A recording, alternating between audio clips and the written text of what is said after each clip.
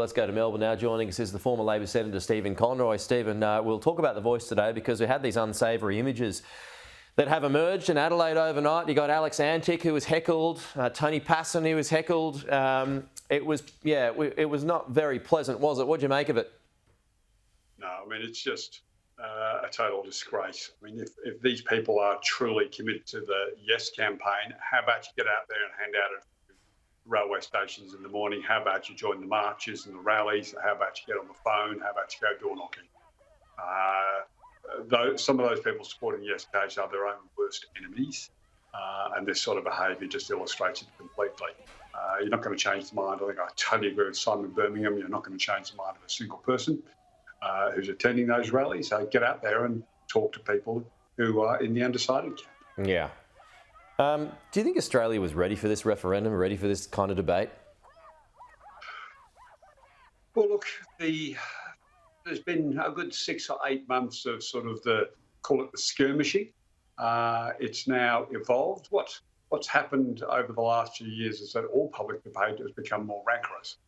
Parliament itself has admonished itself on a number of occasions. The Speaker absolutely enforces a tougher line than he has in the past to try and send a message that the public want to see, a more civilised public discourse in Parliament. And I would think all Australians would want to see the same on the streets.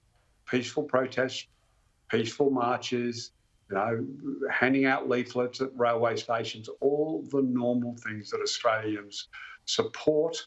We laugh about the democracy sausage. I mean, these are part of Australia's fabric. So how do you? I think. Yeah.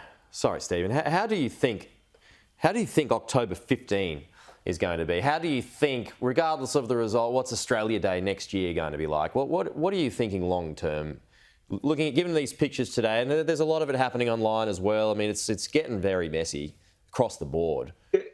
Yeah. Look, I think the 15th of October will be a sombre day. I mean, at the moment, if the polls are accurate, the Yes case is going to lose and potentially lose heavily. Well, it's going to be sombre for someone, whoever loses on that day.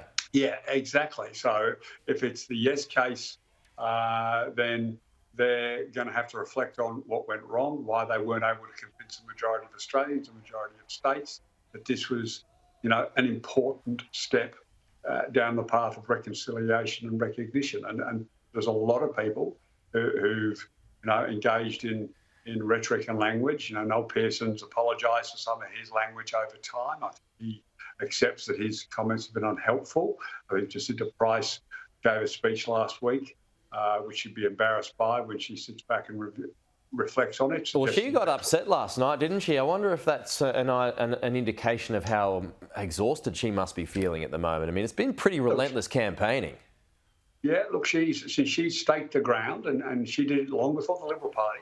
And Peter Dutton rewarded her with, promoting her to be the spokesperson in this area. Well, she has gone the length and breadth of the country. You have to admire her tenacity, admire her pushing against what at that time was a majority view, and she's helped convert it. So, yes, I'm not surprised she's tired. The next 4 weeks will be even tougher. But you've had Warren Mundine say some stupid things. You've had Jacinta Price say some stupid things. You've got Marshall Langton saying stupid things. You've got Noel Pearson saying stupid things. So I think, that's right across the board. But that's still no excuse for the sort of behaviour you saw yesterday. Yeah.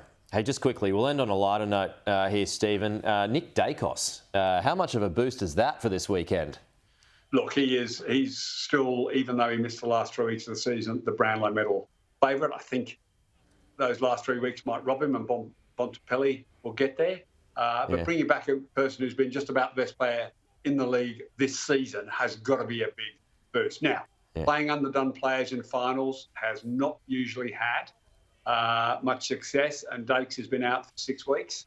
But look, he's young. Match fitness. GWS are on a surge too, aren't they? No, absolutely. I'm very nervous. The midfield of GWF is very powerful, but go Pies! There you go.